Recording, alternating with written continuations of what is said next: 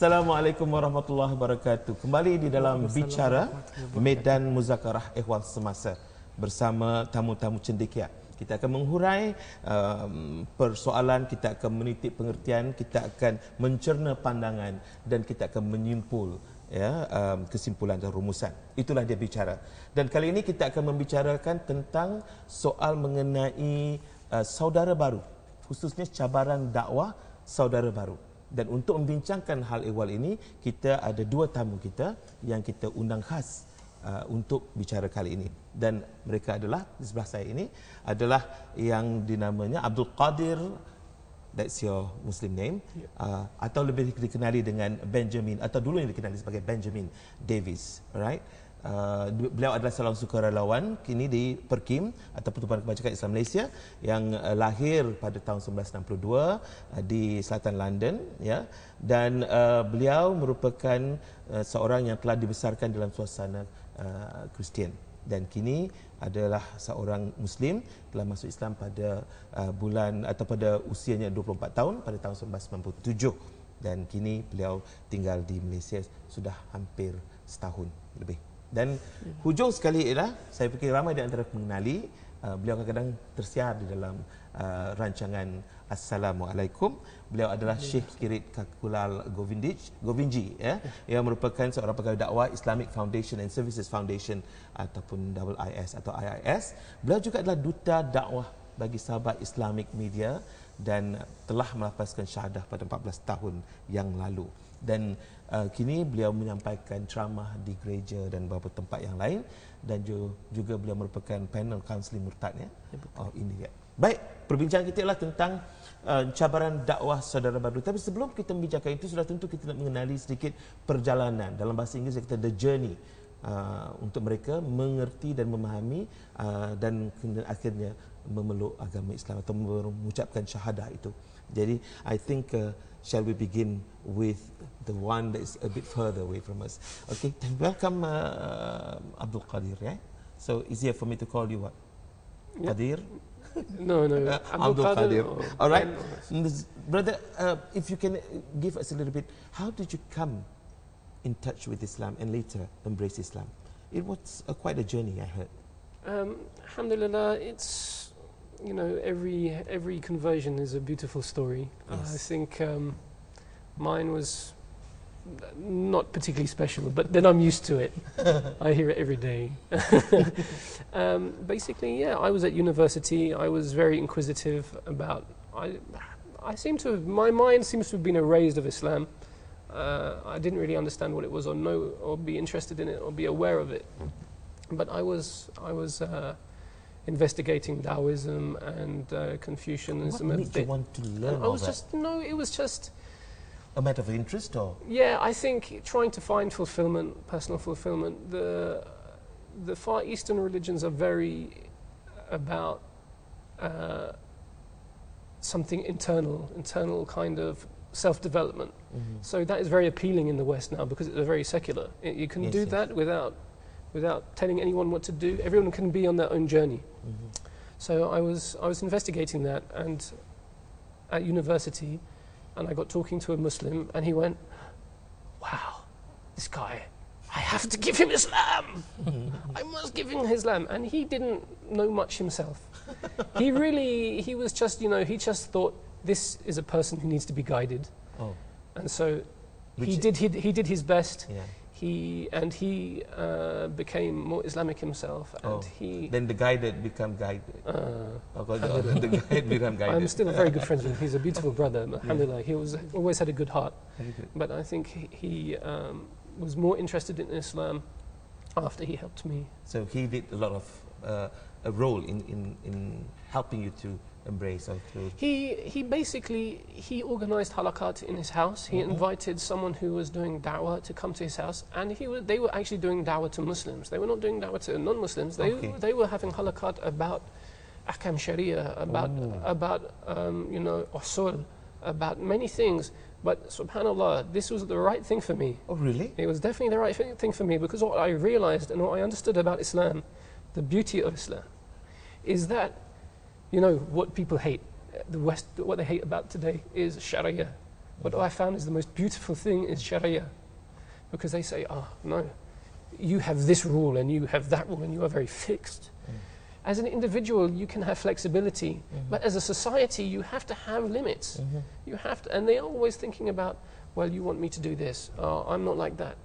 But you're thinking about the individual. I want to care about society. And Islam is the only religion that really takes care of society, because it has fixed laws that are absolute, that are unchangeable, and that have a clear evidence for each rule that this is Allah's rule, this is the rule from your Creator. So I saw that and I thought, wow, this is amazing. So I had to go back after that. I said, okay, let's visit the Christians. What do they have to say about this? Oh, let's hug. Let's get into a group and you'll feel the nur, or you will feel the spirit of Gabriel moving amongst us.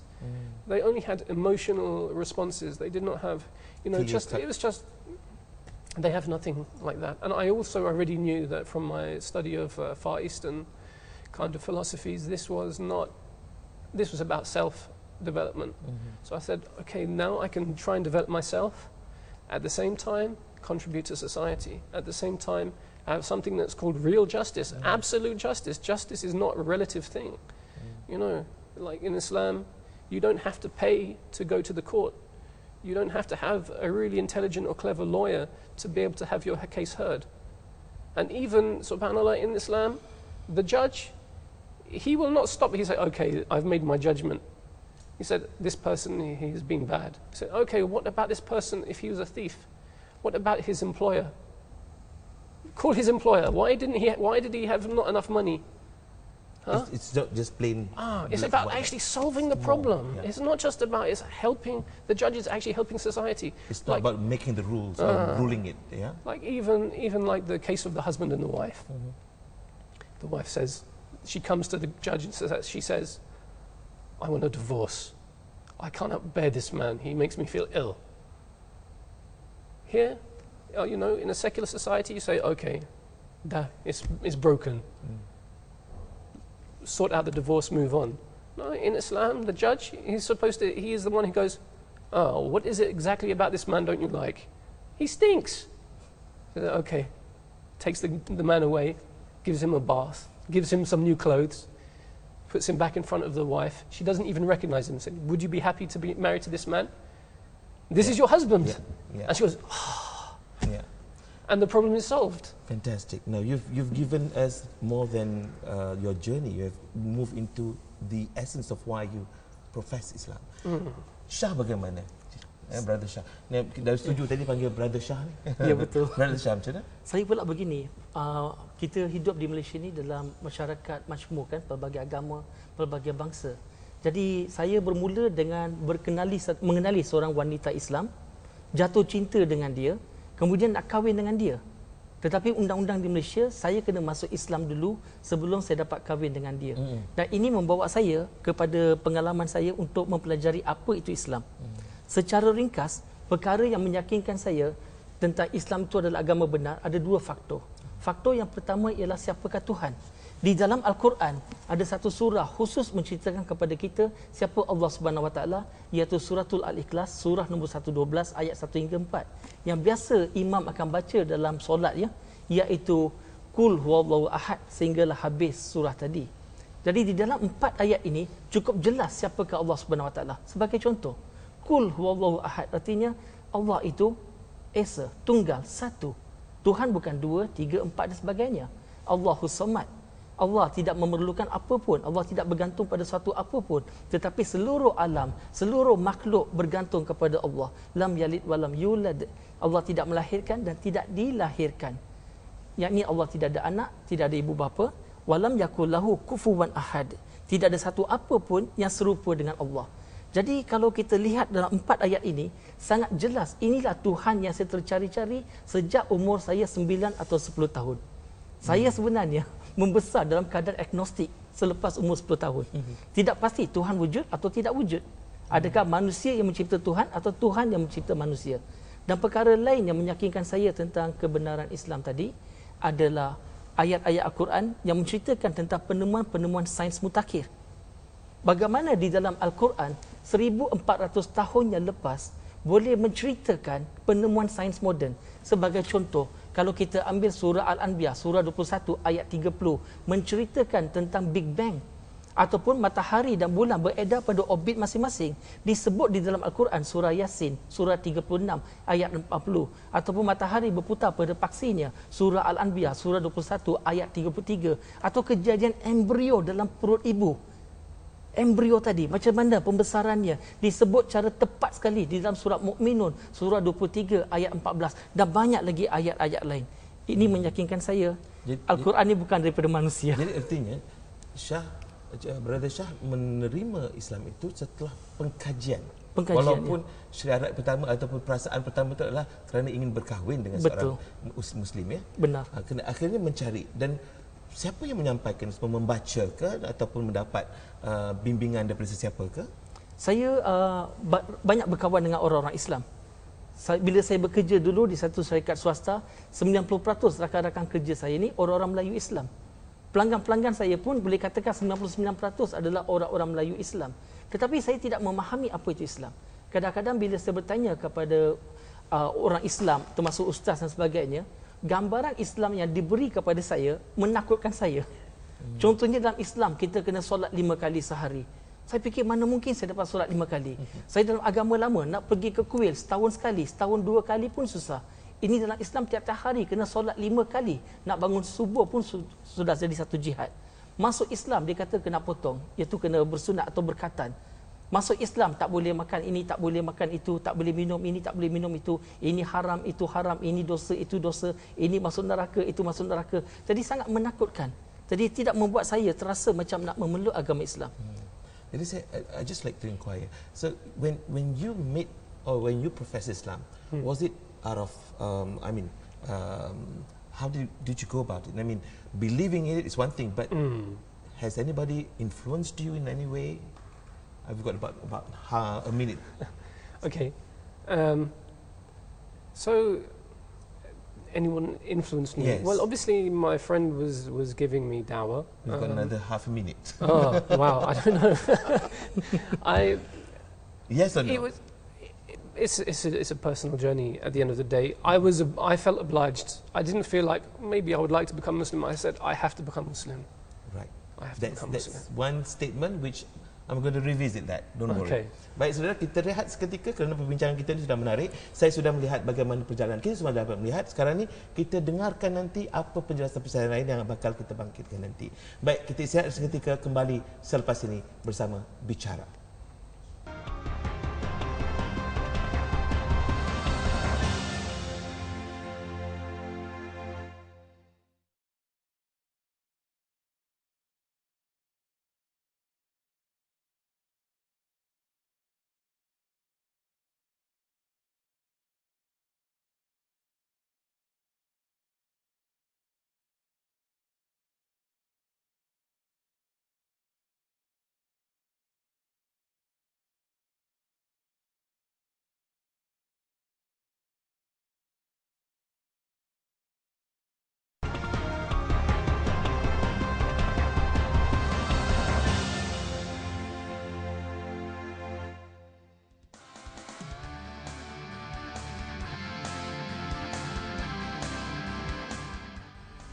Bicara kembali untuk membicarakan soal dakwah atau pencabaran dakwah saudara baru. Tadi kita dah dengarkan sedikit pandangan penceritaan sebenarnya, perjalanan untuk mengenali dan akhirnya melafazkan syahadah yang dibicarakan oleh saudara kita Abdul Qadir dan juga Brother Shah.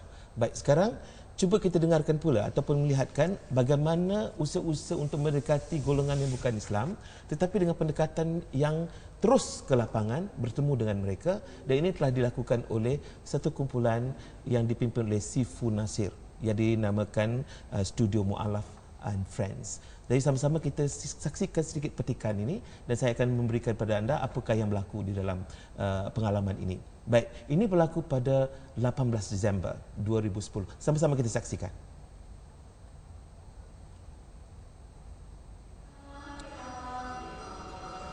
Pada tanggal 18 Disember itu, Studio Mu'alaf and Friends yang terdiri daripada saudara baru sebenarnya telah mengadakan satu sesi dialog bersama Sami di Tok Kong Tong Lien Xiao Chu, iaitu di Ipoh, Perak. Nah, sesi dialog atau soal jawab ini berlangsung lama, selama 30 minit lebih kurang, dan membincangkan mengenai satu topik yang sangat sensitif yang biasa dibicarakan, yang dikatakan Islamofobia dan beberapa perkara di dalam ajaran Buddha itu sendiri.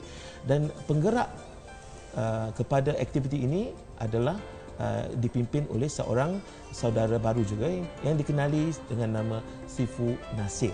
Antara keunikan yang dibawa oleh artis ataupun pendekatan yang dibawa oleh ahli-ahli studio Mu'allaf and Friends ialah mendendangkan lagu-lagu yang diambil dari hadis. Dan sambil itu, mereka membincang dan mereka mendekati dan membicarakan soal-soal ini. Cabaran yang paling dihadapi besar ataupun dihadapi oleh mereka adalah untuk melakukan aktiviti ini secara untuk mencari kesepakatan dan membincangkan atau menerangkan apa itu Islam dengan yakin dan tanpa menyentuh soal-soal sensitif dalam dialog itu. Jadi ini adalah cabaran yang paling besar kerana matlamat untuk berdialog itu ialah untuk berkongsi dengan mereka tentang apa sebenarnya yang dimaksudkan dengan Islam dan tujuannya, serta apakah sebenarnya adalah agama semua mengajar penganut-penganutnya perkara-perkara kebaikan, dan ini telah dilakukan oleh mereka. Jadi menarik, bukan? Terus ke lapangan, bertemu di tempat mereka sendiri dan berbicara dengan mereka tentang hal ehwal kepentingan bersama, termasuk akidah ataupun kepercayaan. Bukan untuk memaksa mereka, tetapi untuk mengajak mereka berfikir bersama. Dan ini saya nak tanya kepada Brother Shah. Anda sebagai apa yang istilahkan pegawai dakwah IIS, bagaimana anda menghadapi tuntutan itu? Okey, kalau kami di IIS, apa yang kami lakukan yang pertama sekali adalah mendidik orang-orang Islam sendiri supaya lebih memahami dan mengenali kepercayaan dan agama orang-orang lain. Supaya bila kita memahami pegangan agama lain, maka kita boleh hidup di Malaysia dengan cara aman dan juga dengan cara kita saling hormat menghormati.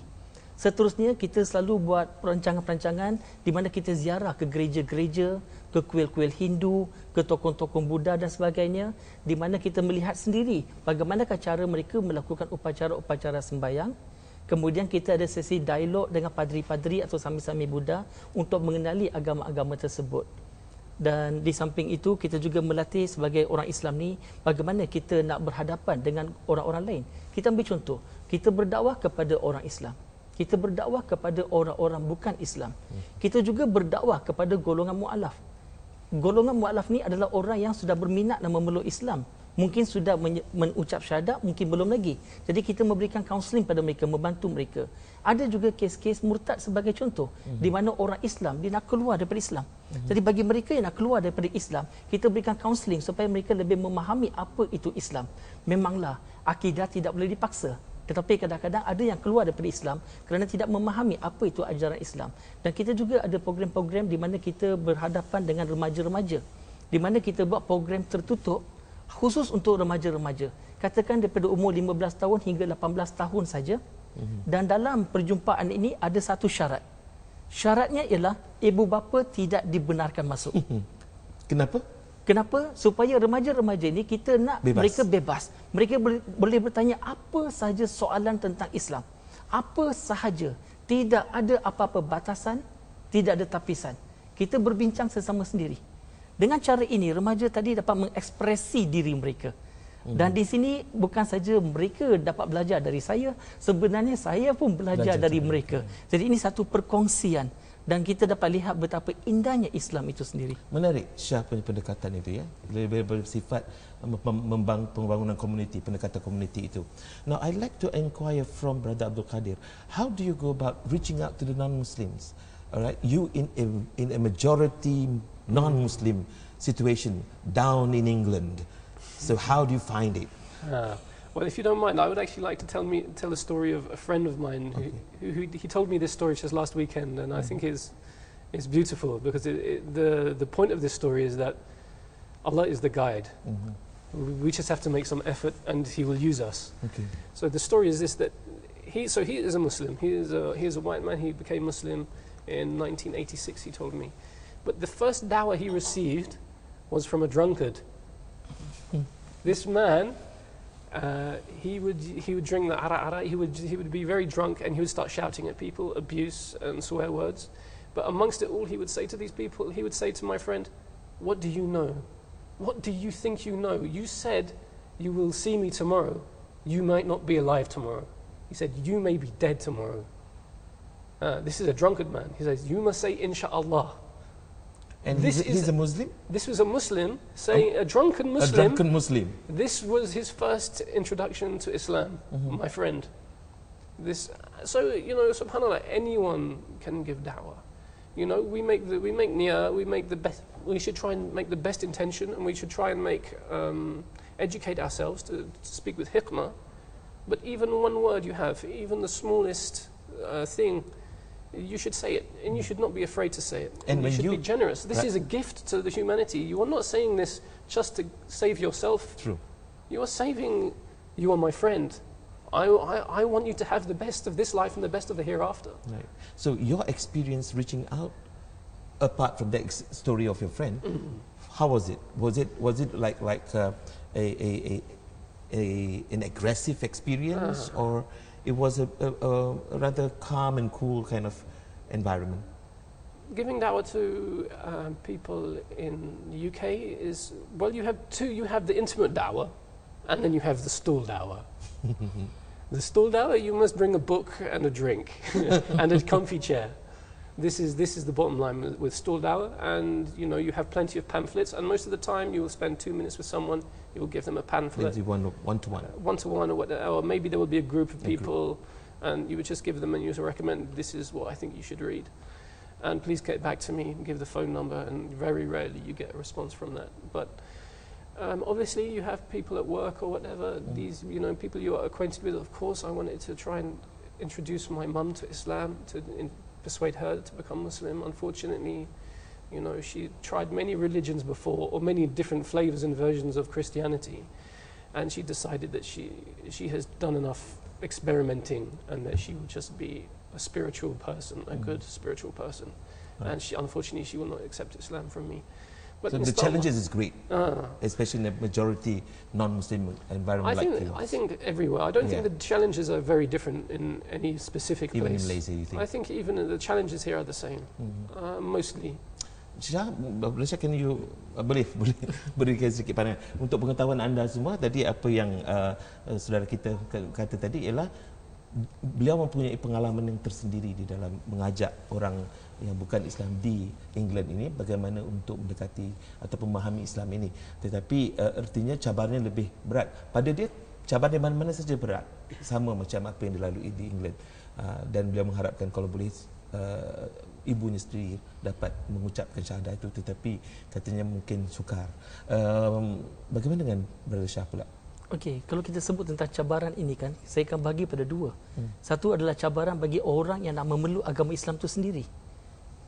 Dan satu lagi adalah apabila kita melakukan dakwah kepada orang-orang lain, termasuklah orang-orang Islam ataupun yang bukan Islam.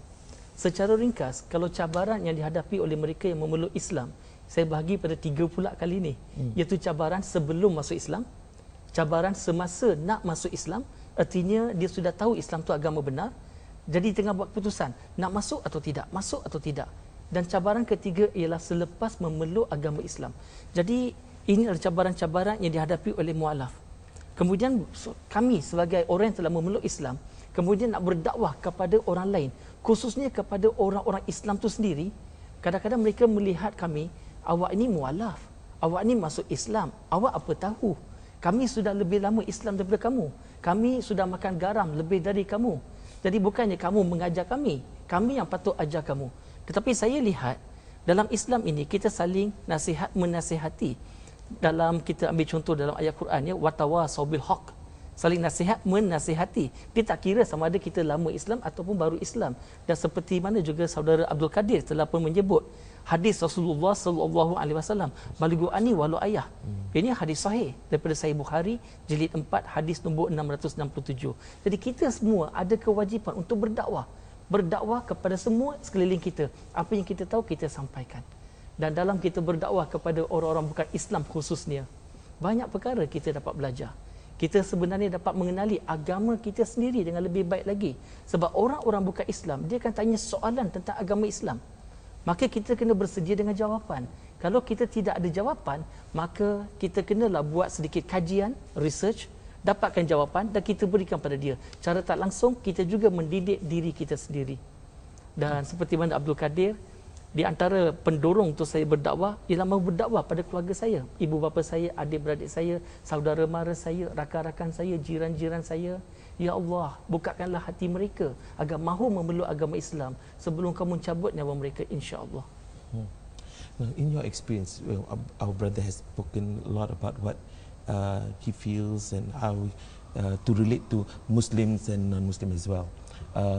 Now, the question that I need to inquire from you is that being a Muslim after 14 years, all right, seeing things down in England, and now you're in Malaysia.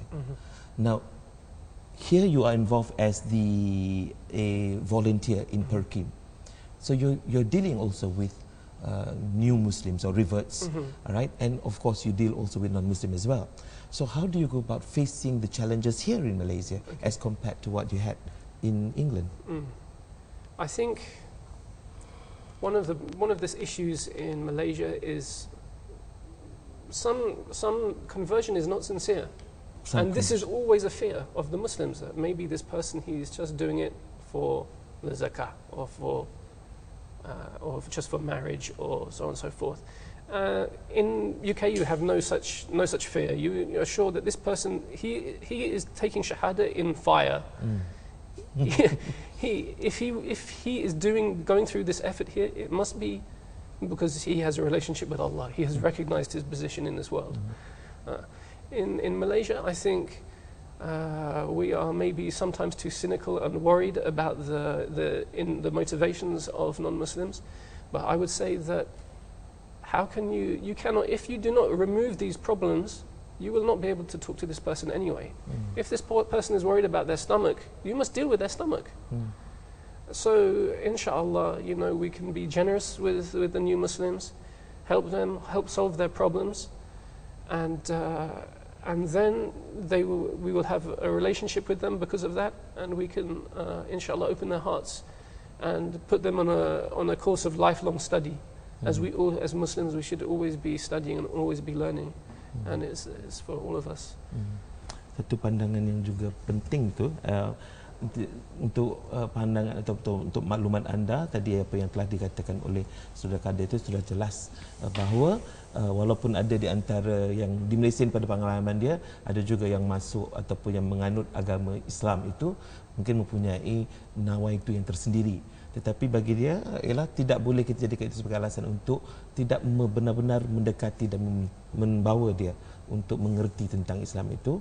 Malahan kita harus terbuka untuk memberi laluan dan bimbingan yang terbaik bagi mereka. Baik, saya ada sesuatu soalan yang berkaitan juga di lapangan, bagaimana kita tengah-tengah gelanggang untuk menyampaikan dakwah itu kepada yang bukan Islam, seperti mana yang telah dilakukan oleh Studio Mu'alaf itu. Kita kembali seketika nanti untuk membicarakan ini bersama dua tamu kita, Saudara Abdul Kadir dan juga Brother Shah.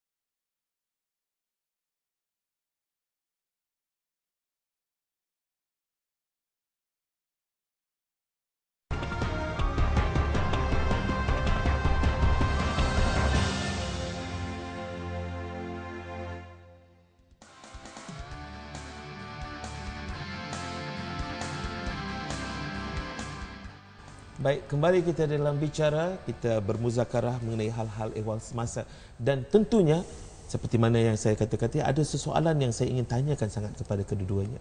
Bagaimana di dalam tengah-tengah gelanggang untuk mendekati, apakah pendekatan yang terbaik? Mungkin dengan yang sudah Islam itu pendekatannya tentu berbeza. I mean, if you were to reach out to the Muslims, but not non-practicing Muslim, it's a bit different than the one who are non-Muslims. Yes. Alright. Jadi macam mana? Macam Syah sendiri bagaimana di Malaysia ini mendekati golongan pergi ke kuil-kuil, ke tokong-tokong, ke gereja-gereja, bagaimana reaksi mereka? Okey, sebenarnya kita kalau nak pergi ke gereja, ke kuil, ke tokong dan sebagainya, kita bukannya serbu begitu saja, tidak. Kalau kita pergi serbu begitu, mestilah mereka rasa terkejut dan fikir kenapa, apa tujuan kita pergi sana. Kita membina hubungan yang baik dulu. Kita saling kenal mengenal antara satu sama lain. Bila mereka sudah mengenal kita, mereka sendiri yang menjemput kita cerita tentang Islam di gereja. Cerita tentang Islam di tempat-tempat mereka sendiri. Dan pengalaman saya bila pergi ke gereja sebagai contoh, setiap kali kita pergi adalah lebih kurang 100-200 orang yang akan datang dengar tentang apa itu Islam. Ramai juga tu. Ramai yang datang. Jadi kita kalau nak cakap Islam kepada orang Islam, tak sama dengan kita cakap Islam kepada orang bukan Islam. Dengan cara bahasa dia, istilah yang kita gunakan, contoh-contoh yang kita gunakan. Tetapi bila kita dapat jelaskan apa itu Islam dalam bahasa yang mereka mudah fahami, diikuti dengan sesi soal jawab. Dalam sesi soal jawab ini kita berikan mereka ruang untuk bertanya apa saja soalan. Sebab di antara tujuan kita buat lawatan ini bukan saja menerangkan apa itu Islam, tetapi juga untuk membetulkan salah tanggapan yang berlaku. Macam mana yang disebut awal tadi, Islamofobia sebagai contoh. Jadi kita nak membetulkan salah faham ini, insya-Allah. Jadi ini satu daripada pendekatan. Habis program, reaksi yang kita dapat ialah kebiasaan. Mereka akan datang meluru kepada kita. Mereka akan berjabat tangan dengan saya, mereka akan peluk kita.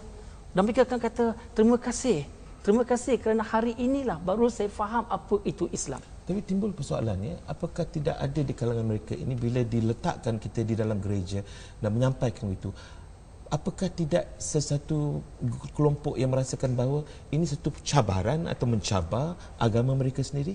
Syah? Okey. Jadi kalau kita lihat, ada kelompok daripada gereja sebagai contoh, kadang-kadang mereka rasa terancam. Seolah-olah kenapa orang Islam datang ke gereja untuk cerita tentang Islam? Adakah mereka nak convert kita masuk Islam? Tidak. Apabila kita pergi ke sana, kita di suasana kita di Malaysia, kita ikut cara budaya kita di Malaysia. Kita pergi menerangkan apa itu Islam dan kita tidak menyerang fahaman agama-agama lain. Ini adalah lebih untuk saling faham, memahami antara satu sama lain. Ada nilai-nilai persamaan di antara agama-agama ini yang kita boleh kerjasama. Walau bagaimanapun, ada juga perbezaan-perbezaan antara agama-agama ini.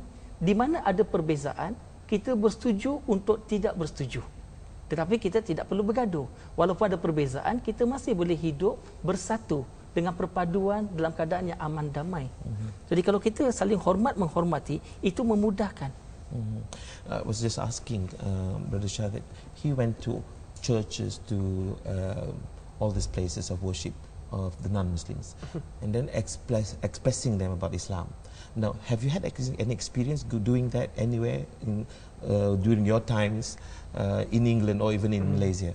Well, when I mentioned before, when I first became convinced about Islam, it's before I even took Shahada, I went back to the Christians to visit them and to find out, do they have anything similar? Is it, do they have absolute values instead of relativistic morals, or morals that can be reinterpreted in any way according to the... And they had, they came up empty, really. Apart from that, we've had some discussions with non-Muslims in UK and Christians in relation, and also with Jews. We've had meetings with the Naturi Kata, who are anti-Zionist Jews who reject the existence of Israel. Zionist, yeah. Israel. And but the question is, how do you go about doing it? I mean, do you have a pre-council kind of thing, or something to build up that kind of relationship? If you want to, obviously, the first thing I would say to anyone at home who wants to get involved in dawah is the first thing is you have to find a group of people, an organization. This is the first thing, obviously. Don't do it alone. You can talk to anyone. You can alone. talk to anyone alone. Yeah, but if you are interested in actually having these dialogues in a masjid or in a church or somewhere, join a group. Of course, this is the first thing. definitely. There is the organisation. They have the contacts. Kesan daripada pergi melawat ke tempat-tempat begitu dan menyampaikan itu, apakah ada di kalangan mereka yang akhirnya menemui Islam melalui pendekatan kita itu? Macam mana, Brother Shah? Okey, daripada lawatan-lawatan yang kita buat ke gereja-gereja dan tempat-tempat lain, kita dapat banyak respon yang positif. Ramai yang kata sekarang barulah mereka memahami apa itu ajaran Islam. Ada yang juga buat pengakuan selama ini mereka memang benci Islam, tetapi sekarang mereka tidak lagi. Ada di satu gereja, dia datang bagi tahu pada saya, Brother Shah, today you have converted all of us in the church. Yes, Brother Shah. Diulang sekali lagi. Yes, Brother Shah, you have converted all of us in this church. Maksud dia converted all of us bukannya mereka semua masuk Islam, tidak. Tetapi sekarang mereka memahami apa itu Islam dan tidak membenci Islam. Dan biasa selepas lawatan ke gereja dan kita menerangkan apa itu Islam, mereka akan datang ke kedai di Sabah Islamic Media sebab saya bekerja di sana, dan mereka akan bertanyakan, can I buy a Holy Quran? Can I buy books on Islam? Jadi mereka ada minat nak tahu lebih lanjut tentang Islam. Jadi tujuan kita sekarang ini adalah menyampaikan penerangan Islam. Bila kita buat lawatan-lawatan ini, bukan nak convert mereka masuk ke dalam agama Islam, sebab kita tak boleh bagi hidayah. Hidayah dari Allah Subhanahu Wa Taala di dalam surah Al-Baqarah surah 2 ayat 272, Allah Subhanahu Wa Taala berfirman yang bermaksud, bukanlah tanggungjawab kamu untuk memberi hidayah. Hidayah datang dari Allah Subhanahu Wa Taala. Tugas kita menyampaikan apa itu Islam. Dan insya-Allah terbukalah hati mereka untuk mengenali dan mengetahui lebih lanjut kemudian. Dan memang ada respon yang positif. Baik. Ini tadi kita cerita banyak kepada dakwah, cabaran dakwah kepada mereka yang ada potensi untuk memahami Islam, ya, dan di kalangan orang yang bukan Islam. Sekarang ni saya nak pergi kepada soal yang sudah menjadi saudara baru. Ya. Now my question now is to those who have already professed Islam, the reverts. The challenge that they face, like you face or some of our friends face this. Now, how do we go about? First of all, what are the challenges that they face, right? Because some of them even went back to the old ways, right? So, in your own experience, do you have any kind of experience you can share with us? Yeah, well, I know that there are some people who they become Muslim for the sake of marriage, and this is not a bad reason to become a Muslim. Alhamdulillah, if it gives them the opportunity to receive hidayah. I've heard some amazing stories about people who, I've heard a story from one person in UK, his cousin wanted to get married to a man in the office, and she was very secular, but you know, the family said he should become Muslim first. And this man, so he studied Islam, and he ended up not happy with this woman because she wasn't Islamic enough. Oh, okay. And so he divorced her because she was too secular, because he had become convinced on Islam. And so he decided to leave and spend time in Jordan to study Islam full time. So alhamdulillah, you know, hidayah is from Allah. This is the most but this is an exception. So you know, for these people, they need to be embraced by the community. I think sometimes Malays are too respectful of privacy and too polite. We have to use them. The masjid is dead outside of the salat time. It needs to. We don't have much community feeling here, unfortunately. Mungkin Brother boleh memberikan sedikit respons kepada apa yang dikatakan oleh Saudara Kadir. Okey, memang benar apa yang Abdul Kadir sampaikan tadi. Secara ringkas ni, bila seseorang tu nak memeluk Islam, cabaran utama datang daripada keluarga sendiri. Sebab ibu bapa atau keluarga sendiri biasa tak boleh terima seseorang itu memeluk agama Islam. Itu yang pertama. Kemudian setelah memeluk agama Islam itu sendiri, kita ada support yang sangat kurang daripada orang Islam, komuniti Islam itu sendiri. Katakan sebagai contoh, bila seseorang itu masuk Islam, mungkin kerana nak kahwin, mungkin kerana kebajikan atau apa-apa. Sebenarnya kalau orang itu masuk Islam kerana nak kahwin atau apa-apa, tidak apa. Ini kadar dan kadar dari Allah Subhanahu Wa Taala. Mungkin bersabit dengan perkahwinan seseorang itu dapat hidayah. Sebab pintu hidayah ada banyak. Yang penting ialah bila mereka datang ke Islam, walau apa pun tujuan, bagaimana kita didik mereka, kita bimbing mereka. Dan selepas mereka mengucap 2 kalimat syahadah, bukan bererti tugas kita sudah selesai. Tidak. Kita kena terus menerus didik mereka. Tapi didik di sini bukan sahaja kita nak beri ilmu tentang Islam, tetapi di sini juga companionship. Kita menjadi buddy kepada mereka, kita menjadi rakan kepada mereka, sebab mereka dulu bukan Islam, Sekarang masuk Islam, satu alam baru bagi mereka. Kadang-kadang mereka rasa takut apa yang akan berlaku. Jadi mereka memerlukan orang Islam yang memahami, yang dapat mendampingi mereka, berikan moral support, emotional support, psychological support dan sebagainya. Jadi inilah companionship yang perlu kita berikan, dan ini adalah satu journey, satu perjalanan cara beransur-ansur dia memantapkan lagi iman dia, insya-Allah. Dan kita latih dia bukan sebagai mualaf saja, tetapi insya-Allah menjadi pendakwah Islam pada satu hari nanti. I just like to inquire from what Brother Shah said. You were saying about the people here in particular are less using community approach Yeah, I think with the so. Saudara Baru or the reverts. So can you just give some explanation to that about a minute? Okay, So- well, in the UK, obviously, the practicing Muslims are a minority. The secular Muslims have blended into society, so you have a very pure perception of Islam. You see that Islam is in the masjid. You see, even though there are disagreements and there are arguments and there is all sorts of funny goings on, but the Muslims who love Islam, they congregate at the masjid. They are trying to have circles. They may be having arguments about who's allowed to have a circle or not, but you know, it's lively. There's something happening, and there's no one will sit in the masjid like for 3 maghribs in a row without someone approaching them, without someone giving them salam, inviting them to So come and that's the difference about what's happening there and Yeah, what's happening think so. here. Jadi kita nak sambung lagi perbincangan kita, saudara, sebab kita dah sampai kepada pusingan terakhir ni. Jadi sudah terakhir, kita dah lagi rancak lagi ni dan nak mencairkan satu titik pertemuan ataupun titik akhirnya, noktanya, rumusannya. Jadi sementara itu kami berikan anda sedikit waktu, kita rehat seketika. Jangan lupa untuk kembali sejurus selepas ini bersama Bicara untuk menantikan apakah rumusan yang boleh kita lakukan.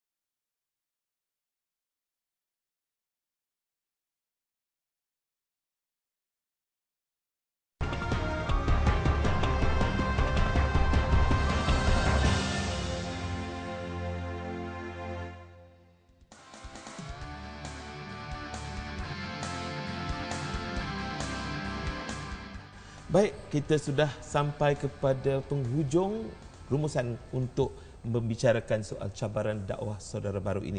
Dan sekarang ini kita sudah nampak apa yang dinyatakan oleh Saudara Abdul Qadir tadi ialah persoalan kita tidak, artinya pendekatan kita di sini tidak bersifat komuniti. Ya, dan nampak ini dipersetujui oleh Brother Shah kita. Bagaimana kita nak hadapi sekarang ni? What's next? Apakah harus kita lakukan? Okey, yang pertama sekali pada pandangan saya adalah kita sebagai orang Islam, kita kena memahami Islam dulu. Kita sepatutnya amal Islam bukan sekadar ikut-ikutan ataupun turun-temurun ataupun secara membuta-tuli ataupun taklid. Tidak. Tetapi kita sebagai orang Islam, amal Islam dengan pemahaman. Kita bukan sahaja kita mengaji Al-Quran, tetapi kita juga kena mengkaji Al-Quran. Sebab Al-Quran ini merupakan buku panduan yang lengkap kepada kita. Dan bila kita memahami Islam, kita akan rasa yakin dengan Islam dulu. Kita kena yakin. Dan kemudian barulah kita dapat menyokong, membantu dan menyebarkan Islam ini kepada orang-orang lain. Dan satu cadangan yang boleh saya berikan di sini ialah fungsi masjid. Hari ini saya lihat masjid menjadi tempat untuk kita solat 5 kali sehari secara berjemaah. Dan ada kalanya masjid adalah tempat di mana ada ceramah-ceramah tazkirah-tazkirah agama. Biasanya itulah fungsi masjid ataupun ada akad nikah dan sebagainya. Sepatutnya masjid menjadi nadi dalam sesuatu masyarakat. Setiap perkara yang berlaku sekeliling masyarakat itu, masjid adalah tempat rujukan dia. Saya bagi contoh. Kalau ada seseorang tu memeluk agama Islam di kawasan itu, maka imam dan karya masjid tadi kena ambil tahu siapa yang memeluk Islam dan apakah bantuan-bantuan yang diperlukan. Mungkin dia tidak memerlukan bantuan kewangan. Mungkin dia memerlukan bantuan dari segi pelajaran, bimbingan dan sebagainya. Kalau setiap masjid boleh menjadi satu pusat mengenali siapa yang memeluk Islam, dan mengambil langkah-langkah proaktif supaya sentiasa membimbing dia sampai akhir hayat dia sepatutnya. Sebab kita bila memeluk Islam, kadang-kadang ada satu cabaran ialah kaum asal kita tak mau terima kita. Kalau orang India masuk Islam, dia kata ini India murtad. Kalau Cina masuk Islam, dia kata Cina murtad. Dan kadang-kadang orang Melayu pula tak mau terima mereka yang masuk Islam. Jadi dia rasa terabai. Tidak ke sini dan tidak ke sana. Ini salah satu daripadanya. Right. What's next? What can be done to help our community, the majority Muslim, to be more community in approach when dealing with reverts?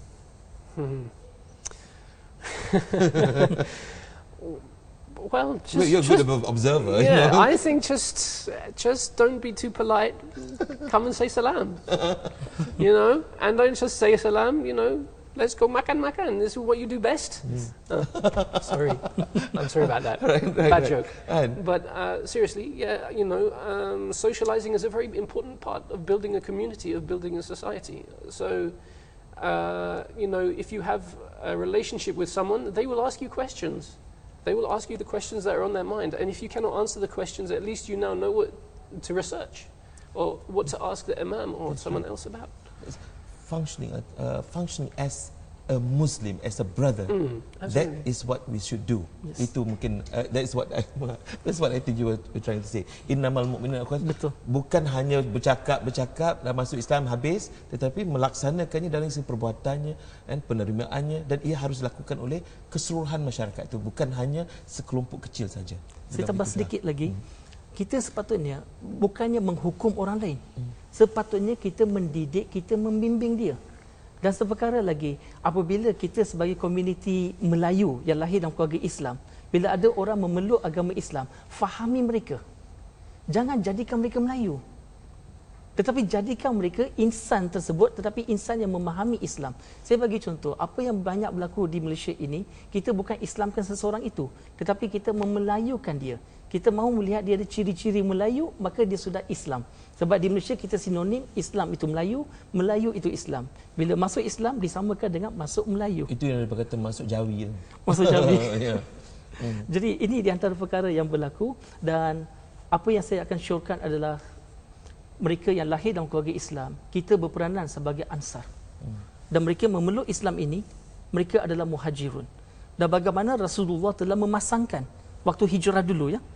Waktu hijrah baginda, muhajirun dipasangkan dengan seorang ansar. Dan ansar ini mendidik, menjaga, membantu muhajirun tadi. Tapi sebagai orang yang memeluk agama Islam, janganlah kita harapkan subsidi saja memanjang. Tidak. Kita kena ambil inisiatif untuk menaikkan martabat kita, ilmu kita, supaya kita tidak dipandang rendah selama-lamanya. Kita bertanggungjawab untuk menjadikan kita seorang Muslim sejati, seorang Muslim yang berilmu. Tanpa mengira sama ada kita lahir dalam keluarga Islam ataupun kita memeluk agama Islam. Kita semua adalah Muslim, kita semua adalah bersaudara, dan kita saling bantu-membantu antara satu sama lain. You were saying, that makes you understand what Brother Shah is saying. So I think bit. you will probably want to add a little bit of what he's saying about Ansar and Muhajirin. So he's talking about the brotherhood and the bond that was made between them, and that was partly to educate. And yeah, I think that's a very good point. That's unfortunately we don't have the Prophet ﷺ today to tell us, you go and visit him, you live in his house. So we have to use our own initiative. That's the bottom line. But I think the bottom line actually is that, I imagine myself as a little blood cell in the body of the Muslim Ummah. I must be really busy. I should be visiting every part and seeing, is this broken, which needs to be repaired. The Muslim society today is ill. We must recognize that, and we should not be. You can imagine a healthy body. The blood cells may not be doing much, but this is not a healthy body. We must be very active, repairing, improving the knowledge, strengthening, and that's our job. That's our job. Yeah. So we should have the enthusiasm for that in the first place. And I think, anyone who's watching this, I assume that if they're watching this instead of any other channel, they must have already the enthusiasm for Islam. They should go. Yeah. They should go visit their friends, go visit, their work colleagues, approach them as a Muslim. mungkin kita melihat ataupun masyarakat Muslim yang umumnya ini, the Muslims, the majority Muslim, see this as a burden rather than a way of life. Right? Mungkinkah dia rasakan satu bebanan untuk menjaga yang dikatakan saudara baru daripada ia satu lumrah dan satu kebiasaan. Bagaimana, Brother Shah? Okey, saya lihat begini. Bagi kita yang sudah berkeluarga sebagai ibu bapa, adakah kita melihat anak-anak kita sebagai satu beban ataupun sebagai satu tanggungjawab? Kita tidak melihat anak-anak kita ni sebagai satu beban, tetapi itu merupakan satu tanggungjawab. Seperti itu juga mereka yang telah memeluk agama Islam, mereka bukanlah satu beban kepada kita, tetapi ini merupakan satu tanggungjawab. Dan apabila kita menjaga tanggungjawab ini, anak-anak ni bila besar, insya-Allah dia akan jaga ibu bapa waktu ibu bapa tua nanti. Begitu juga orang yang memeluk agama Islam, kalau kita jaga mereka, kelak bila mereka sudah kuat mantap imannya dalam Islam, insya-Allah mereka akan menyumbang kepada masyarakat kita, termasuk kepada ahli keluarga kita sendiri akan mendapat faedah daripada itu. Satu perkara lagi, mungkin kita di Malaysia ni majoriti orang Islam, lahir-lahir dalam Islam, besar Islam, kita lalai, kita leka dengan Islam. We take for granted. We take it for granted. Tetapi macam saudara Abdul Kadir dengan diri saya, kami memeluk Islam. Jadi kami daripada agama bukan Islam, memeluk Islam, jadi kami dapat lihat perbezaan. Bagi kami daripada kegelapan kepada cahaya. Secara ringkas, satu soalan saya nak lontarkan kepada para penonton di rumah. Saya memeluk Islam 14 tahun yang lepas. Saudara Abdul Kadir bila saya tanya tadi, lebih kurang 13 tahun lepas telah memeluk Islam. Bilakah anda memeluk Islam? Adakah sejak lahir? Kalau kita kata sejak lahir, setiap bayi lahir dalam keadaan fitrah Islamiah. Ibu bapa mencorakkan kita jadi Nasrani, Yahudi, Majusi dan lain-lain. Kita tidak kata semua orang Islam semata-mata kerana lahir dalam fitrah. Kalau kita kata bila kita ucap syahadah, mungkin ada orang Cina, orang India, dia beli kaset Raihan sebagai contoh dan dia nyanyikan lagu-lagu Raihan, termasuk syahadah tadi pun dinyanyikan, tidak menjadikan dia Islam. Maksud saya ialah, bilakah kita menyebut syahadah dengan pemahaman? Dengan lain perkataan, saya minta jangan jadi orang Islam secara kebetulan. Hanya kerana mak bapak Islam, kita Islam. Tetapi jadilah seorang Islam secara pilihan. Do not be a Muslim by chance, but be a Muslim by choice. Not a Muslim just because your parents are Muslim, but be a Muslim because you choose to be a Muslim. Right. I chose to be a Muslim 14 years ago. When did you choose to be a Muslim? That's a very good question. And 1 minute from you, conclusion. I think that sometimes actually the Muslims, because they are educated in Islam in a very technical manner, they know the Sharia, they know the halal, the haram, and this occupies their mind. They do not approach always the problems of other people in an emotional way, because this is a technical response. You cannot respond to an emotional problem with a technical response. You must have an emotional response.